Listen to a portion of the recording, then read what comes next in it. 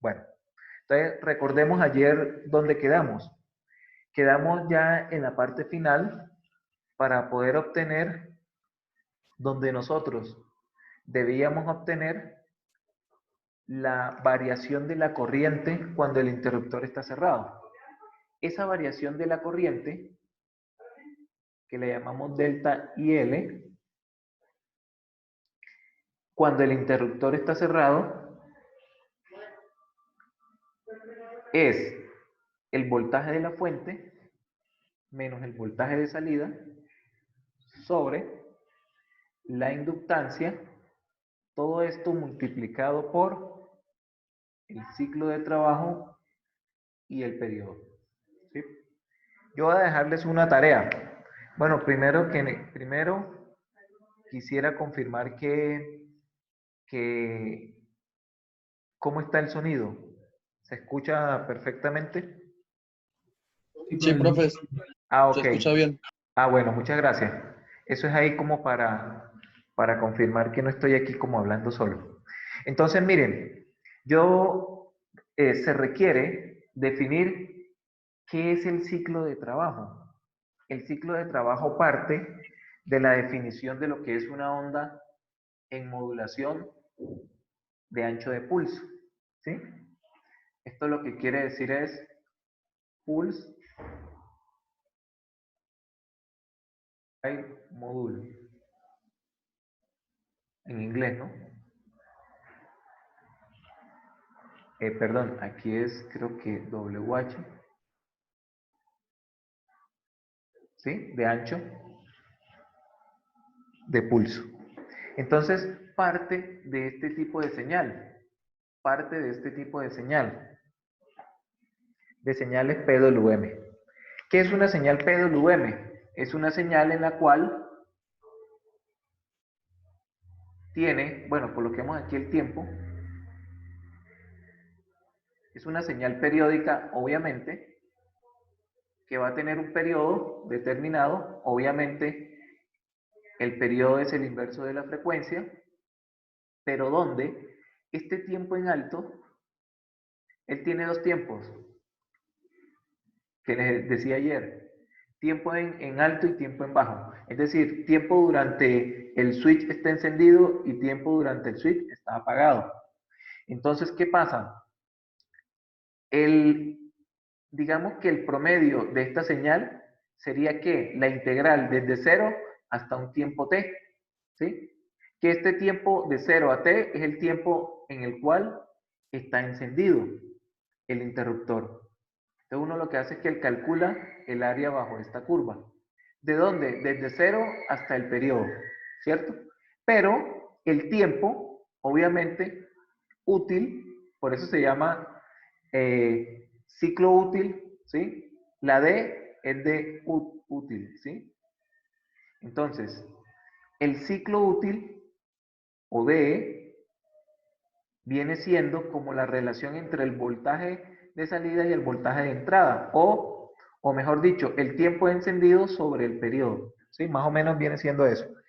Yo les voy a dejar una tarea de que ustedes determinen o demuestren en digamos que en un conmutador básico, que fue el que yo les dibujé inicialmente en la clase de ayer, que ya en estos momentos se está terminando de subir, porque como es bastante pesado, se está terminando de subir en el Team, ¿sí? En el Microsoft Team. Entonces, yo requiero que ustedes investiguen de dónde sale la definición o demostrar, ojo, demostrar que el ciclo útil está definido en un conmutador básico como el tiempo de encendido sobre el periodo.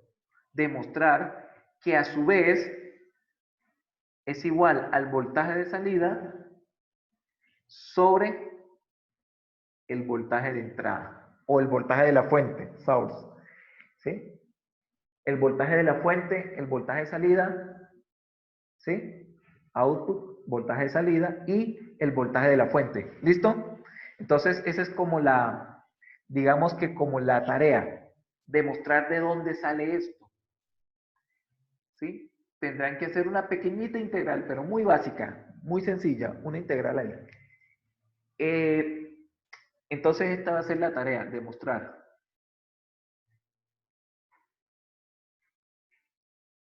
que el ciclo útil es igual a esto. ¿Sí?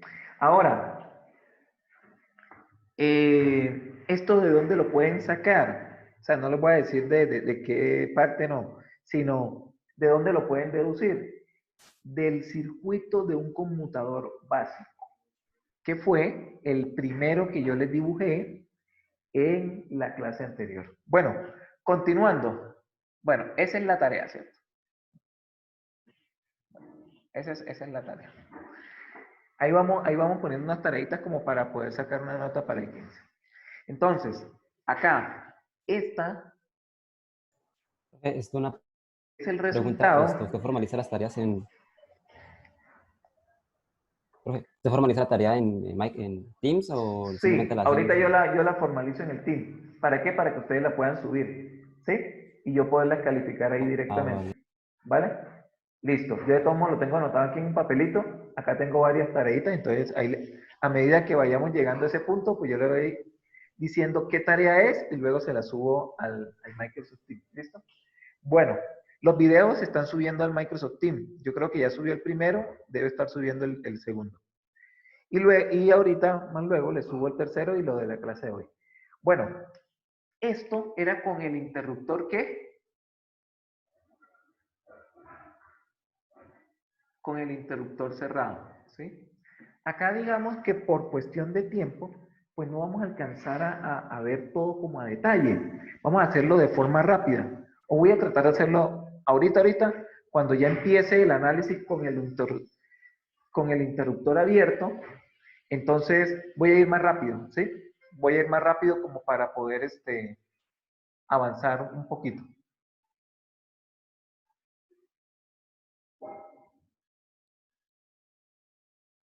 Bueno, pero le escribo a un muchacho que dice que se quedó sin datos.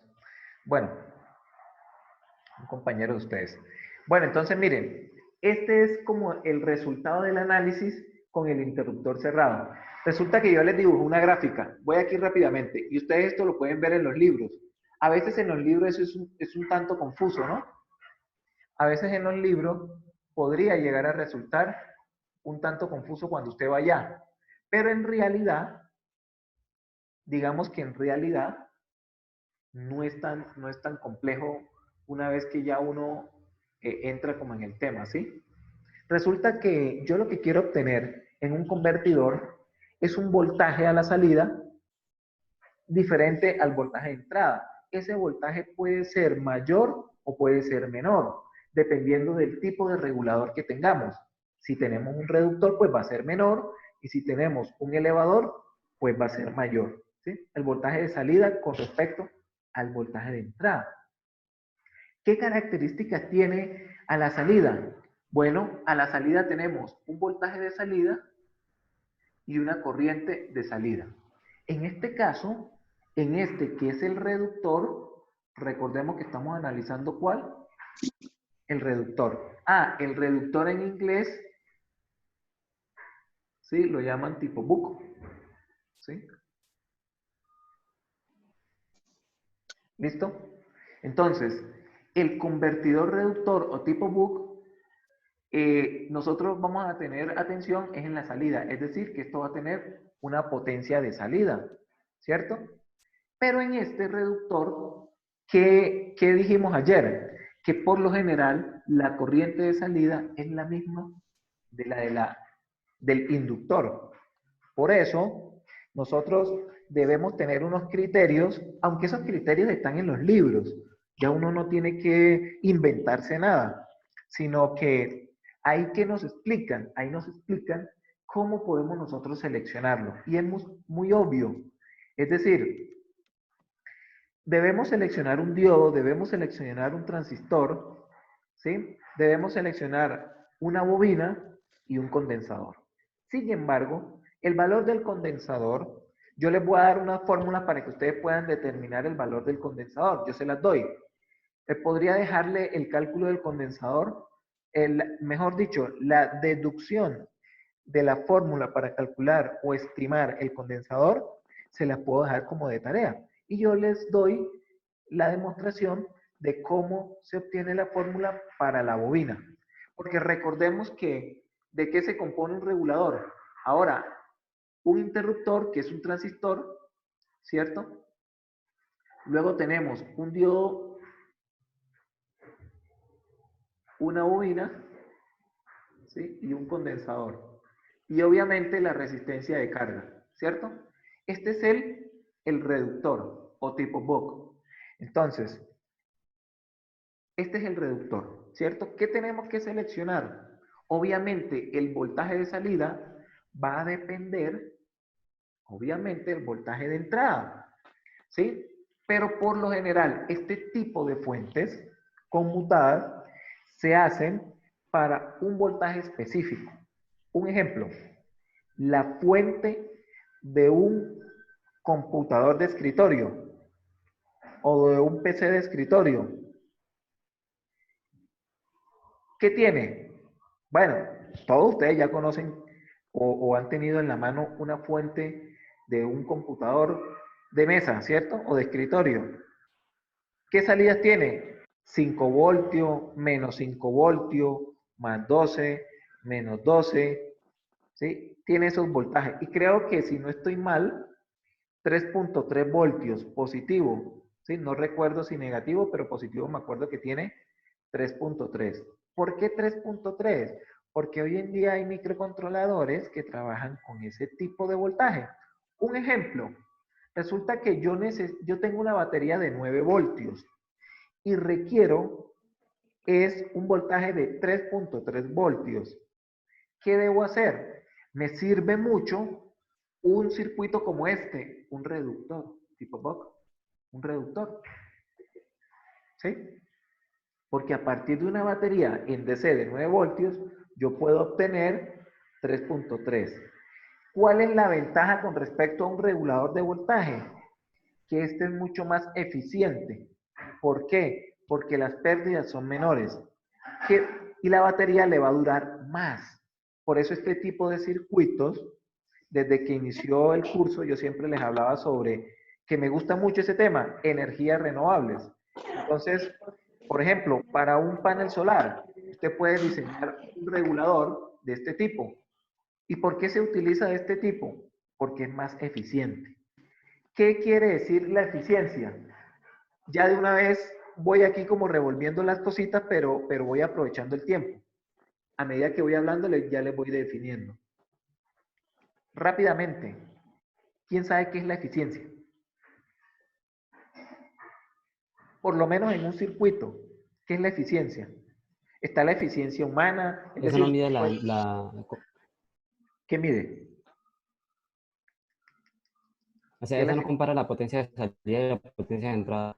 Es correcto. Lo podemos hacer a partir de la potencia, ¿cierto? O sea, los seres humanos también podemos tener una eficiencia. ¿Cuándo una persona es más eficiente que otra? Que dice, no, esta persona sí es muy eficiente. ¿Juan es más eficiente que Pues José? podría hablarse del rendimiento que tiene Es respecto a decir, lo que consume. O algo así, ¿no? es correcto, ¿sí? Bueno, no tanto con lo que consume, digamos en cuestiones de trabajo. Es decir, realiza el mismo trabajo en menor tiempo. Acá la eficiencia, pues tiene que ver en la potencia de salida sobre la potencia de entrada, ¿cierto? Sobre la potencia de entrada. Bueno, lo podemos llamar con E. ¿Esto qué quiere decir? Un ejemplo, que siempre la eficiencia va a ser ¿Qué pasó? ¿Le fue mal? menor que 1. Que se asustó, se puso nervioso, que porque ¿Cierto? estaba ese otro muchacho allá al frente, y ese con Sergio, el director del camarógrafo, bueno, ella se hablaba con él. Bueno, entonces, Cierra el micrófono. la eficiencia es igual a la potencia de salida sobre la potencia de entrada. ¿Esto qué quiere decir? Un ejemplo. Ustedes saben que la potencia de entrada máximo, la potencia de salida máximo puede ser igual a la potencia de entrada. Porque la potencia está ligada directamente ¿con quién? Con la energía, ¿cierto? Y ustedes saben que la energía, por el principio de la conservación, ni se crea ni se destruye, solo se transforma. Entonces, la potencia de entrada, de salida, nunca va a poder ser mayor que la potencia de entrada, ¿cierto? Bueno, por lo tanto, la eficiencia siempre va a ser 1, pero la eficiencia se mide siempre en porcentaje. ¿Para qué? Para decir, hubo una eficiencia del 100%, ¿sí? La máxima, de ahí hacia abajo. ¿Esto qué quiere decir? Que esta relación, por lo general, siempre va a ser menor que 1. Siempre va a ser menor que 1. La eficiencia aquí en estos circuitos es importante. ¿Por qué? ¿Por qué la eficiencia ahí es importante? Porque de eso va a depender del diodo, la bobina. El condensador tiene que ver, para seleccionarlo me refiero, tiene que ver más con el voltaje de salida. ¿Sí? Tiene que ver más con el voltaje de salida. ¿Sí? Entonces, bueno, y con el voltaje de entrada, en el caso en que la bobina se comporte como un corto, podría llegar a ver en el condensador el voltaje de entrada. Entonces, un ejemplo, el valor del voltaje del condensador podríamos seleccionarlo por lo menos el doble del voltaje de entrada, ¿cierto? O un porcentaje mayor al voltaje de entrada, ¿sí?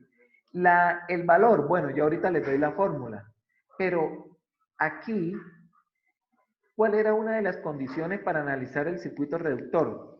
Recordemos que una de las condiciones era suponer que el condensador era grande. ¿Para qué? Para que la corriente inicial aquí, él va a tener una corriente inicial de carga, ¿sí? Pero va a ser muy rápido. Él es tan grande que la corriente por aquí va a ser a promedio, la corriente promedio, ¿no? ¿Va a ser cuánto? Aproximadamente 0. ¿Qué quiere decir? Que casi toda la corriente que circula por la bobina es la que va a circular por acá. Por eso yo le decía que esta también era igual a la corriente de la bobina. Es decir, en el reductor, de momento, podríamos asumir que la corriente en la bobina es la corriente en la carga, ¿cierto? Es decir, que hay que prestar mucha atención en la selección de este elemento, o sea, de la bobina. Bueno, vamos en materia. Vamos a analizar ahora, les hablo de la eficiencia, porque es un parámetro importante para este. Entre mayor eficiencia nos vamos a dar cuenta que afecta los valores de los elementos, ¿sí? Bueno, yo les iba a dibujar una gráfica. En la última clase yo dibujé una gráfica así, más o menos, ¿sí? Que era la de la corriente.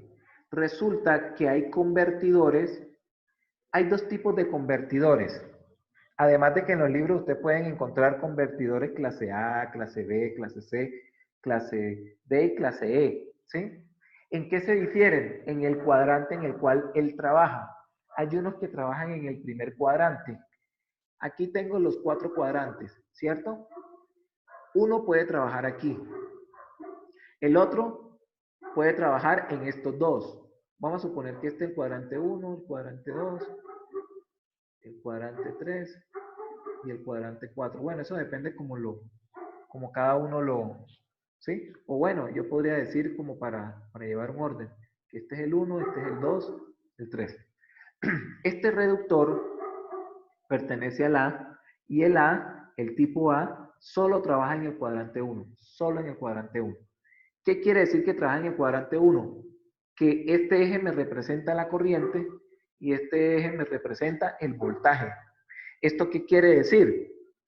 Que entonces, que en este tipo de convertidor reductor, que es de clase A o tipo A, y que les dije que trabajaba solo en el cuadrante 1, entonces la corriente siempre va a ser positiva y el voltaje de salida siempre va a ser positivo, ¿cierto? En el tipo 2, entonces puede trabajar, hay uno que trabaja solamente en el segundo cuadrante, ¿sí? Hay otro que puede trabajar en el cuadrante 1 y el cuadrante 2. ¿Qué quiere decir? Que el voltaje siempre es positivo, pero la corriente puede tomar valores positivos y valores negativo. Hay otro que puede trabajar en los 4 cuadrantes, hay otro que puede trabajar en el cuadrante 1 y en el cuadrante 4. ¿Qué quiere decir eso? Obvio, que si trabaja en el cuadrante 1 y el cuadrante 4, el voltaje puede ser positivo o negativo, pero la corriente siempre es positiva. ¿Sí? Bueno, eso para que ustedes lo tengan presente cuando estén leyendo en los libros de electrónica de potencia y tengan mayor claridad, mayor claridad. Bueno, ahora hay que tener en cuenta una cosa, que aquí nosotros vamos a tener la corriente promedio. Y esa corriente va a estar entre una corriente mínima y aquí una corriente. ¿Será que alguien? Ah, no.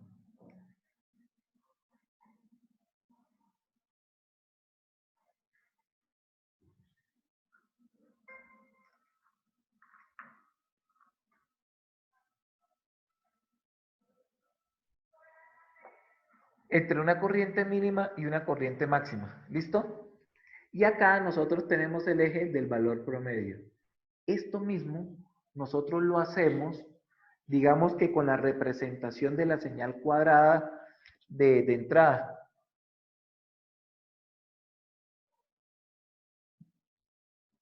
¿Sí? De la señal,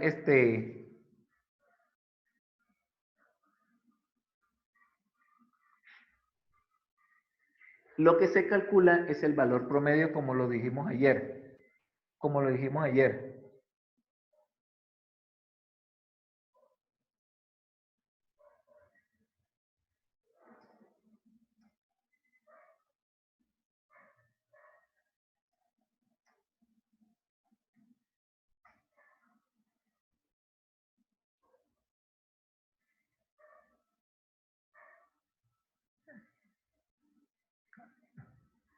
Entonces, aquí lo que nosotros íbamos a calcular ayer era la variación que hay entre la corriente mínima y la corriente máxima, es la que nosotros llamamos delta IL, ¿sí? ¿Por qué? Porque la corriente en la carga va a variar entre una corriente mínima y una corriente máxima. Ahora, estos convertidores pueden trabajar de dos formas de acuerdo a la forma de la corriente de salida. Una es cuando la corriente es continua, me refiero a la corriente, cuando la corriente es continua, y otra cuando la corriente es lo contrario.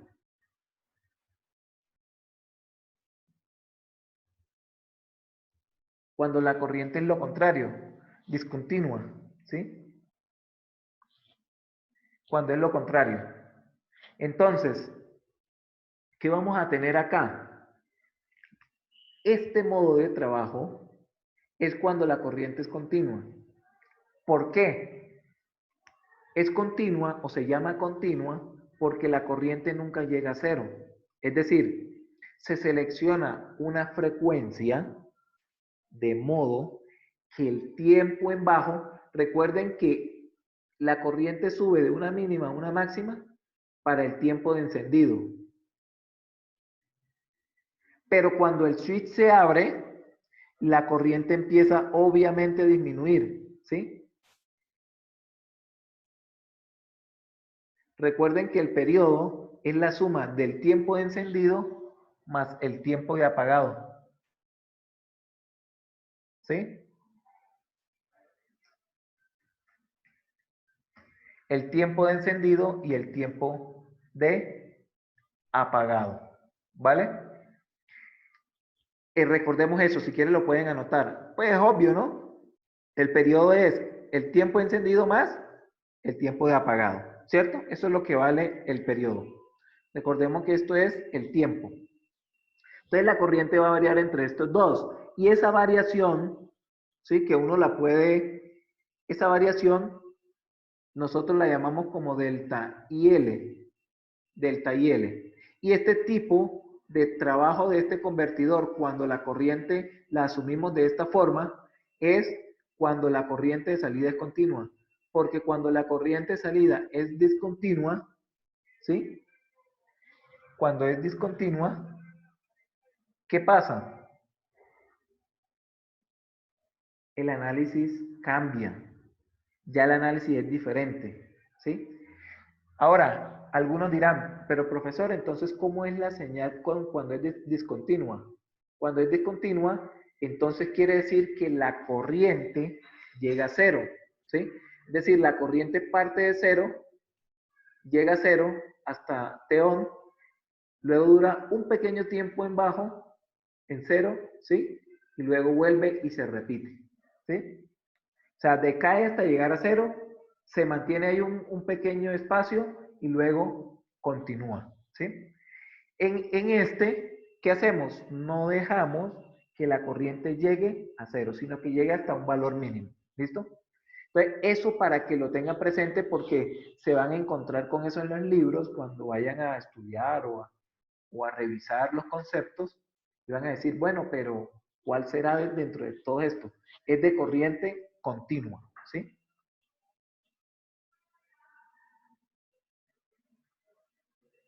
O también llamada corriente constante, ¿sí? Bueno, ahora vamos a hacer el análisis. Esta fórmula anotémosla por ahí porque la vamos a necesitar más adelante, ¿sí? Recordemos que este es cuando el interruptor está cerrado.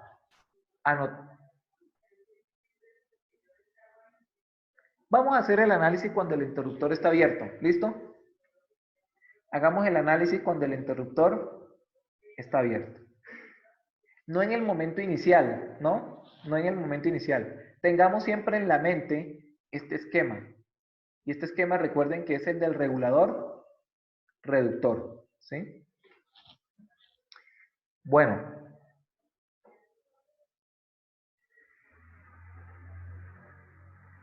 ¿Qué pasa? Ah, borré el esquema.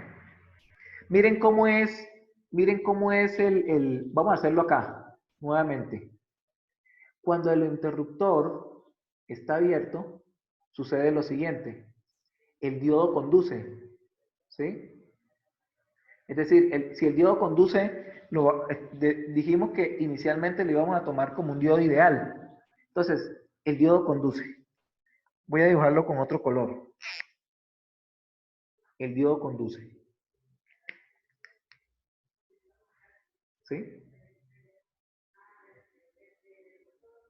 El condensador permanece y la resistencia permanece. ¿Qué va a pasar aquí? ¿O qué pasa? Cuando el interruptor se abre, ¿quiénes tienen energía almacenada? Los únicos que tienen energía almacenada son la bobina y el condensador. Recuerden que este almacenó primero inicialmente la energía de esta forma, ¿cierto? ¿Sí o no? Y aquí tenemos el voltaje en el condensador, que es el mismo voltaje de salida para la resistencia esta R o RL, pero es la única resistencia que hay en el circuito. Aquí recordemos que está el diodo, pero como lo suponemos ideal, ¿qué pasa? Cuando el interruptor se abre, el diodo se polariza en directa, ¿sí? Se polariza automáticamente en directa. ¿Por qué? Porque miren, si seguimos este circuito, ¿qué polaridad va a tener este diodo? Positivo, conduce. Al conducir este diodo, y no tenemos en cuenta de momento la caída de él, ¿qué va a pasar? Que en la carga, en el diodo hay polaridad en directa, pero en la carga aparece una polaridad invertida. ¿Debido a qué? A la energía almacenada, ¿dónde? En la bobina. Recordemos que el condensador, como lo suponemos que es un valor alto, siempre vamos a suponer que él está cargado prácticamente, ¿sí? Y el voltaje en este punto siempre va a ser el voltaje de salida, ¿sí?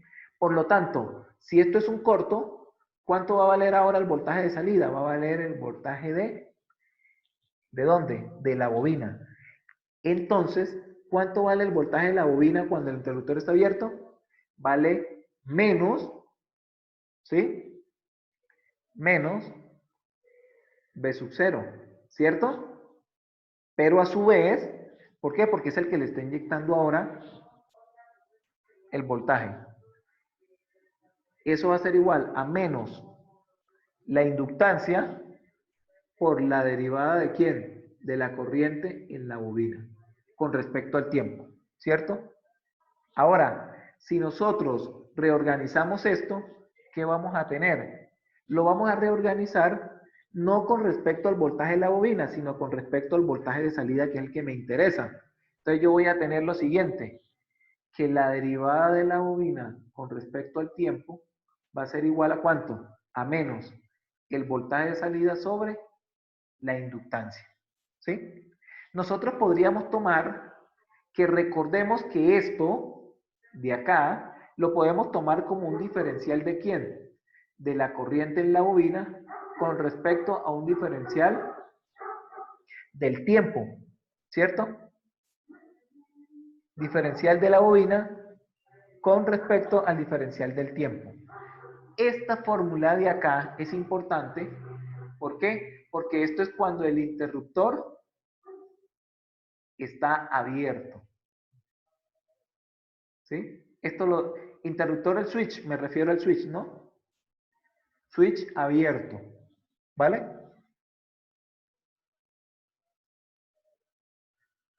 Ahora, ¿esto qué quiere decir? Miren, voy a hacer una comparación. Resulta que cuando el interruptor está cerrado, la corriente empieza a crecer. ¿Tiene pendiente de qué tipo? Así, ¿cierto? Positiva. Pero cuando la corriente, en la gráfica que yo les dibujé acá del comportamiento de la corriente, cuando el interruptor se abre, la corriente empieza a disminuir, ¿cierto? ¿Cómo es la pendiente? Entonces la pendiente es negativa. En cambio acá de subida la pendiente es positiva, por eso es que aparece este signo menos, ¿cierto?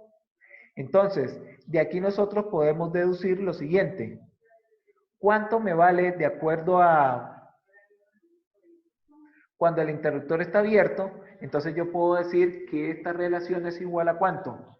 A la variación de la bobina, de la corriente, perdón, sobre el valor de la bobina, que es delta T, recordemos que es 1 menos, ¿esto cómo se llama? Ciclo útil, por el periodo, ¿sí? ¿Y por qué delta T vale esto? ¿Por qué? Porque este es el tiempo de apagado. Por eso tiene ese valor, ¿sí? Recordemos lo siguiente. Tenemos desde que arranca en la corriente mínima hasta la mitad, tenemos el tiempo de encendido. Pero acá esto es igual al ciclo útil por el periodo. Ahora ya sabemos, porque ya yo les dejé esa tarea, ya sabemos que el ciclo útil es igual a ¿qué? Al tiempo de encendido sobre el periodo. En pocas palabras, entonces el tiempo de encendido va a ser igual a ¿cuánto? Al ciclo útil por el periodo. ¿Sí o no? ¿Cierto? Bueno, estoy chequeando aquí el tiempo porque ya quedan 3 minutos. Pero Profe, ¿sí? profe, una pregunta. Pregunte. El tiempo útil, o sea, la tarea se hace en base al switch abierto o cerrado, o a los dos casos. Cerrado, cerrado. El switch cerrado. Ah, Es ok, que el gracias. ciclo útil tiene que ver,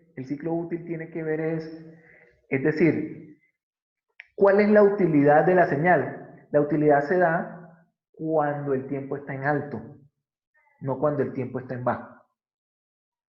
Perdón, tiempo no, está mal dicho. Cuando el pulso está en alto, o sea, el tiempo durante el cual el pulso está en alto, ¿sí? Porque cuando el pulso es cero, ¿sí? O sea, el ciclo útil es a lo que yo le saco provecho en la onda. ¿Y a qué le saco yo provecho? Cuando está encendido, ¿quién? El interruptor, ¿sí? Cuando el interruptor está encendido, ¿vale? No sé si te respondo la pregunta con eso. Bueno, Sí, profe, gracias. bien. Hagan preguntas para yo poder variar aquí un poquito. Entonces, recordemos esto, ¿no? ¿De dónde sale esto? Entonces ya quedó claro, porque es posible que alguno tenga duda, que en la gráfica, aquí yo siempre colocaba ciclo útil por periodo. Y dice, pero bueno, ¿y eso de dónde sale? De la definición del ciclo útil, ¿sí? ¿Por qué? Porque el ciclo útil es el tiempo durante la onda está encendida sobre el periodo total, ¿sí? Es como un promedio, ¿cierto? Es como un promedio. Bueno, vamos acá. Entonces, ¿esto de dónde sale? Porque algunos dirán, pero profesor, ¿y eso qué? ¿De dónde salió? ¿No? Esto es el tiempo en off. Claro, aquí tengo el eje. Si aquí tengo dt y aquí tengo el periodo, ¿sí? ¿Cuánto vale esto? ¿Sí? Pues fácil. Este tiempo, ¿cuánto va a valer? Pues la diferencia t menos dt. Al factorizar t, pues me queda 1 menos ¿cuánto? Menos d. O sea, esta relación. ¿Quedó claro ahí? Bueno. ¿Listo? Bueno, sigamos. Ahora, si yo igualo esta ecuación a esto que me dio, es decir, menos b sub 0 sobre L, entonces yo voy a concluir lo siguiente. ¿Qué concluyo? Concluyo que